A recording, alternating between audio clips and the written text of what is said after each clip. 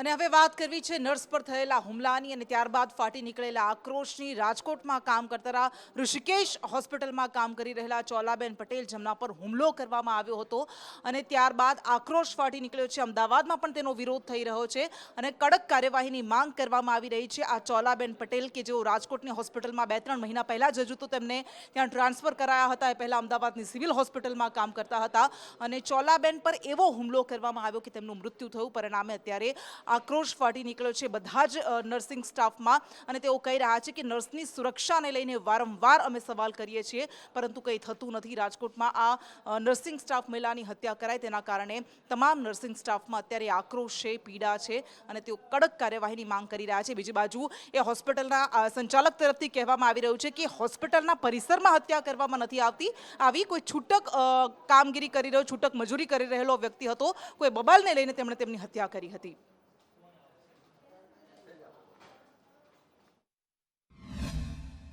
અમદાવાદની સિવિલ હોસ્પિટલમાં nursing staff દ્વારા વિરોધ છે તે કરવામાં આવ્યો છે। સીધા દ્રશ્ય અહીંયા જોવા મળી રહ્યા છે। મોટી સંખ્યામાં તમામ લોકો છે તે અહીંયા ભેગા થયા છે। ત્યારે કેટલાક નર્સિંગ સ્ટાફ છે એમની પાસે વાત કરીએ। બેન, રાજકોટમાં એક સુસાઇડ થયું છે, તેના પડઘા અહીંયા જે થઈ રહ્યું છે, સમગ્ર બાબત શું છે, શા માટે આપ ભેગા થયા છો? એકચ્યુઅલી એની 4 મહિના પહેલાં અહીંયા ગુજરાત કેન્સર રિસર્ચમાંથી ટ્રાન્સફર કરવામાં આવી હતી। ત્યારે એણે રજૂઆત એટલી જ કરી હતી કે સાહેબ મારો કોઈ વાંક ગુનો નથી તો મને શેના માટે ટ્રાન્સફર કરી રહ્યા છો? તો પણ એને કીધું કે બસ ના, પેશન્ટના રિલેટિવ કે એ સાચું, ખાલી પેશન્ટ પોઝિટિવ હતું। એણે ખાલી આન્સર આપ્યો હતો કે પેશન્ટ પોઝિટિવ છે। આમાં એણે કંઈ ઊંચા અવાજે બોલી પણ નથી તો ડાયરેક્ટર સાહેબે એટલું કહી દીધું કે બેન તમારે રાજકોટ જવું પડશે। આપ અહીંયા શા માટે અહીંયા ભેગા થયા અને શું રજૂઆત છે? એના માટે ભેગા થયા છે કે હવે અમારી કોઈની સેફટી છે જ નહીં। જે બી સ્ટાફ ત્યાં ટ્રાન્સફર થાય છે એની કોઈ સેફટી નથી। રાજકોટમાં અમારું એકોમોડેશન નથી, ડૉક્ટરનું એકોમોડેશન છે પણ સ્ટાફનું એકોમોડેશન નથી। સ્ટાફે અહીંથી જવાનું, રાતના 3 વાગે ત્યાં ઉતરવાનું, પછી એ લોકો આપણને કંઈ એકોમોડેશન આપતા નથી। સ્ટાફ રાત્રે ક્યાં ફરે? ત્યાં રાજકોટમાં જે કરવામાં આવી છે તેને લઈને સમગ્ર મામલો છે તે ગરમાયો છે। રાજકોટમાં હત્યા કરવામાં આવી તેવા આક્ષેપ કરવામાં આવ્યા છે પરંતુ નર્સિંગ સ્ટાફે અહીંયા સિવિલ હોસ્પિટલની બહાર ભેગા થઈને ઉગ્ર વિરોધ કર્યો છે। કેમેરામેન સાગર દેસાઈ સાથે દિવ્યા ચૌહાણ, સંદેશ ન્યૂઝ, અમદાવાદ। મરણ જનાર બેન હેડ નર્સ તરીકે Rajkot cancer research and cancer ઇન્સ્ટિટ્યૂટમાં નોકરી કરતા હતા અને તેઓ છેલ્લા 4 મહિનાથી રાજકોટ બદલી થઈને આવેલ। તે અગાઉ તેઓ અમદાવાદ ખાતે નોકરી કરતા હતા અને યુનિવર્સિટી પોલીસ સ્ટેશન વિસ્તારમાં ઋષિકેશ વિસ્તારમાં રહેતા હતા, ભાડેથી રહેતા હતા। મેડિકલ ક્ષેત્રમાં કામ કરતી મહિલાઓની સુરક્ષાને લઈને વારંવાર સવાલ ઉઠતા રહે છે। થોડા મહિના પહેલાનો કિસ્સો તમને યાદ હશે, પશ્ચિમ બંગાળની આરજીકર હોસ્પિટલ કે જેમાં કામ કરી રહેલી ડૉક્ટર યુવતીની એની સાથે દુષ્કર્મ કરાયું હતું, હત્યા કરી નાખવામાં આવી હતી। દાયકાઓ પહેલાનો મુંબઈનો કિસ્સો અરુણા શાનબાગ કે જેના પર પણ હુમલો કરાયો હતો અને ત્યારબાદ તેની હત્યા કરી નાખવામાં આવી હતી, દુષ્કર્મ કરાયું હતું। જોકે આ ચોલાબેન પટેલ પર કયા કારણસર હુમલો કરવામાં આવ્યો, શા માટે હત્યા કરવામાં આવી એ તપાસનો વિષય છે પરંતુ એના કારણે અમદાવાદમાં પણ નર્સિંગ સ્ટાફમાં અત્યારે આક્રોશ ફાટી નીકળ્યો છે। ગઈકાલે રાત્રે તેઓના ઘરે તેમનું કોઈ વ્યક્તિ દ્વારા તેમના પર હુમલો કરી અને મર્ડર કરવામાં આવેલ છે તેવા સમાચાર છે। પોલીસે જે આરોપી છે તે ત્યાં એટલામાં જ રહેતો હતો, કાનજી નામનો કોઈ આરોપી છે તેની પણ ધરપકડ કરી છે। પોલીસ ઇન્ક્વાયરી કરી રહી છે। અત્યારે ફોરેન્સિકની ટીમ પણ એમના જ્યાં એ રહેતા હતા ના ગવર્નિંગ બોર્ડમાં, હું તમને કહું છું ને કે ગવર્નિંગ બોર્ડમાં ડિસિઝન લેવાયેલું છે અને ગવર્નિંગ બોર્ડમાં જે ડિસિઝન લેવાયું છે એ પ્રમાણે આ લોકોની ટ્રાન્સફર થતી હોય છે અને છતાં પણ મેં હમણાં જ એમને કીધું છે, તમે આવ્યા એના લગભગ 2 કલાક પહેલાં પહેલી જ વાત મેં એ કરી કે કંઈ વાંધો નહીં, તમારે એવું હોય તો બધાને આપણે પાછા લાવી દઈએ। ના બેન, સેન્ટરમાં દરેક જગ્યાએ સિક્યોરિટી છે। આ જે ઇન્સિડન્સ થયો એમના ઘરે થયો છે અને એ મધ્યમ વર્ગ હોય, ગરીબ વર્ગના યુગલો, તેમના માતા પિતાના માથે બોજો ન આવે, તેમને આર્થિક સંકટથી બચાવી શકાય માટે સમૂહ લગ્નનો એક ટ્રેન્ડ શરૂ થયો પરંતુ આ સમૂહ લગ્ન પણ હવે સવાલોના ઘેરામાં આવતા જાય છે કારણ કે વારંવાર સમૂહ લગ્નમાં છેતરપિંડીના કિસ્સા સામે આવી રહ્યા છે। થોડા મહિના પહેલા રાજકોટની જે ઘટના છે કે જ્યારે સમૂહ લગ્નનું આયોજન કરાયું, લગ્ન ચાલી રહ્યા હતા અને પહેલા જ ત્યારે આયોજકો ફરાર થઈ ગયા હતા, રફુ ચક્કર થઈ ગયા હતા, એમને રેઢા મૂકીને યુગલોને। અને વધુ એક વખત રાજકોટમાં જ એક સમૂહ લગ્નના આયોજકોએ વિવાદમાં આવ્યા છે, તેમના પર સવાલો ઉઠી રહ્યા છે કારણ કે જે દાગીના આપવામાં આવ્યા હતા યુવક યુવતીને તે ખોટા નીકળ્યા હોવાનો તેમના આરોપ લગાવ્યો છે।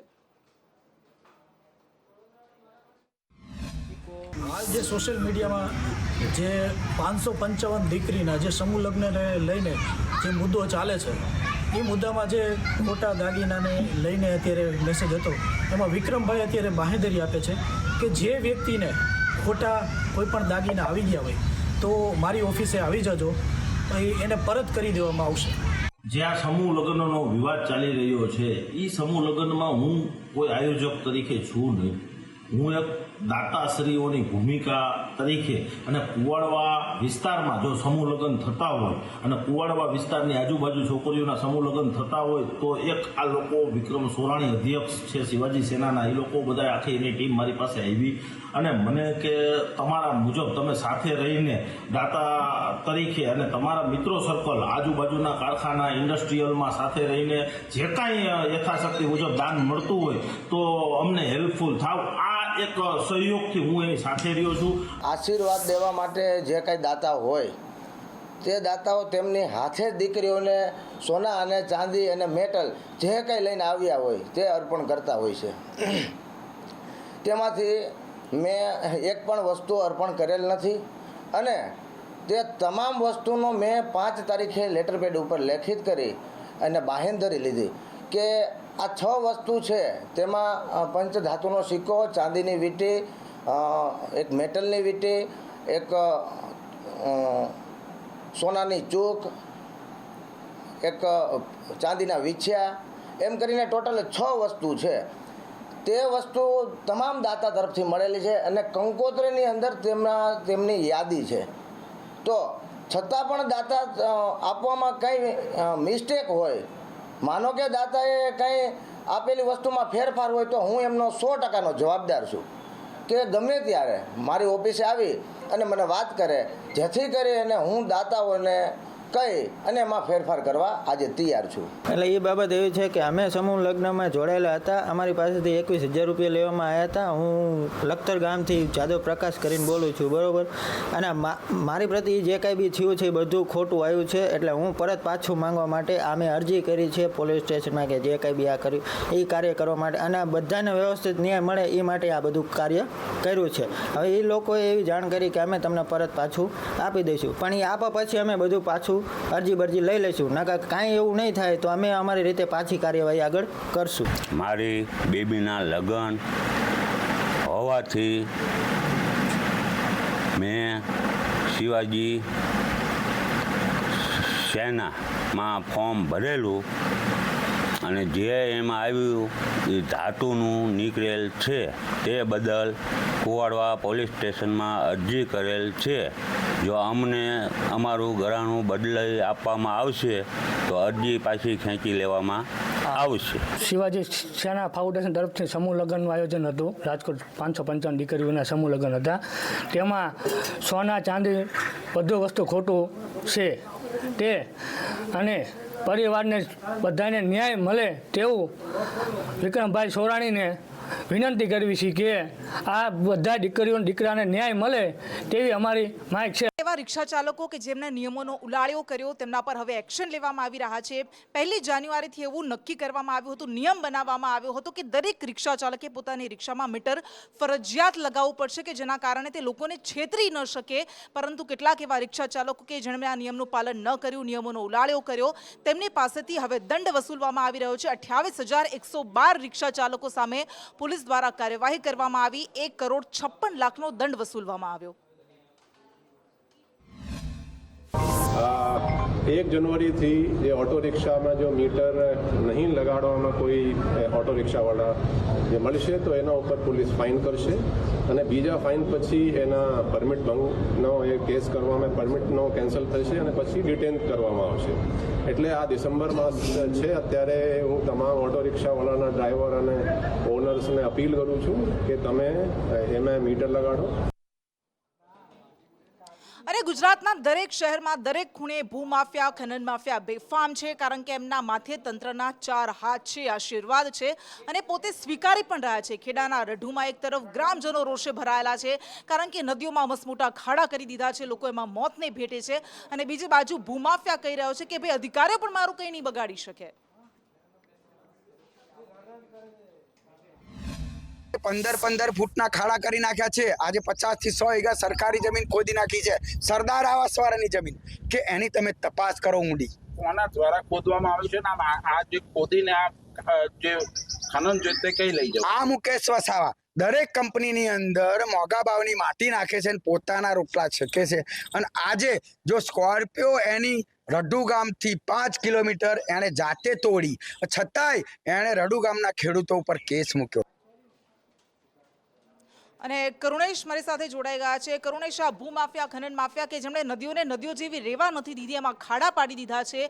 થોડા જ સમય પહેલા બાળકો એમાં મોતને પણ ભેટ્યા હતા જે નાહવા ગયા હતા, અને ગ્રામજનો કઈ કઈને થાકી ગયા, તેમ છતાં એના પર કોઈ કાર્યવાહી કરવામાં નથી આવતી. કારણ શું છે?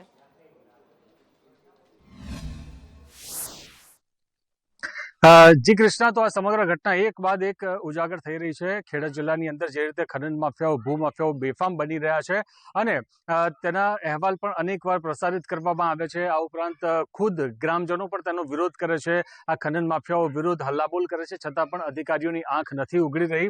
આ જ પ્રકારની ઘટના રડુ ગામમાં ફરી એકવાર જોવા મળી. રડુ ગામમાં આ અગાઉ થોડા દિવસ અગાઉ પહેલા ગેરકાયદેસર જે બ્રિજ બનાવવામાં આવ્યો હતો, આ બ્રિજ ગ્રામજનો દ્વારા રજૂઆત કર્યા બાદ અધિકારીઓ જાગ્યા હતા અને બ્રિજ તોડવામાં આવ્યો હતો. ફરી એકવાર આ જ પ્રકારની ઘટના સામે આવી છે. રડુજ ગામની અંદર જે ખનન માફિયાઓ છે, ખનીજ માફિયાઓ, તેમના દ્વારા જે સરદાર સરોવરના જે વિસ્થાપિતો છે તેમને એક જમીન આપવામાં આવી છે. આ સરદાર આવાસ હેઠળ જે જમીન, સરકારી જમીન આપવામાં આવી છે અને જમીન આપતા વખતે શરત પણ કરવામાં આવી હતી સરકાર દ્વારા કે આ જમીન કોઈને પણ તેઓ વેચી નહીં શકે, સરકારની જાણ કર્યા વગર ન વેચી શકે, ન ગીરો મૂકી શકે કે કોઈ પણ પ્રકારની તે જમીન પર કાર્યવાહી ન કરી શકે. ફક્ત ખેતી માટે જમીન આપવામાં આવી હતી.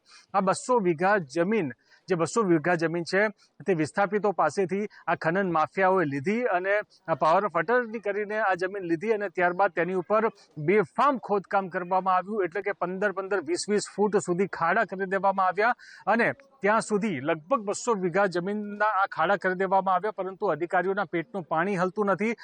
જ્યારે આ સમગ્ર મામલે ગ્રામજનો હલ્લાબોલ કરી રહ્યા છે, તે છતાં પણ અધિકારીઓ હોય, સરકારી તંત્ર હોય કે પોલીસ તંત્ર હોય, આ ખનન માફિયાઓ વિરુદ્ધ કોઈ પણ પ્રકારની કાર્યવાહી કરવા માટે જાણે કે તૈયાર નથી. તે પ્રકારના દ્રશ્યો જોવા મળી રહ્યા છે. ગામના સરપંચ ખુદ કહી રહ્યા છે અને ગામના જે આગેવાન છે હેમંતભાઈ પટેલ, તે પણ કહી રહ્યા છે કે જ્યારે આ જે મુકેશ વસાવા નામનો જે ભૂમાફિયા છે, ખનીજ માફિયા છે, તેની સાથે વાતચીત કરવામાં આવી ત્યારે તેને ખનીજ માફિયાએ દમ માર્યો હતો કે તમે ખેડા જિલ્લાના કોઈ પણ અધિકારી કે પોલીસ તંત્ર પાસે જશો તો તમારું કામ બિલકુલ નહીં થાય, તમારે ગાંધીનગર સુધી જવું પડશે. મારા વિરુદ્ધ કોઈ પણ પ્રકારની જો કાર્યવાહી કરવી હોય, મારા પર એક્શન લેવું હોય તો તમારે ગાંધીનગર સુધી જવું પડશે.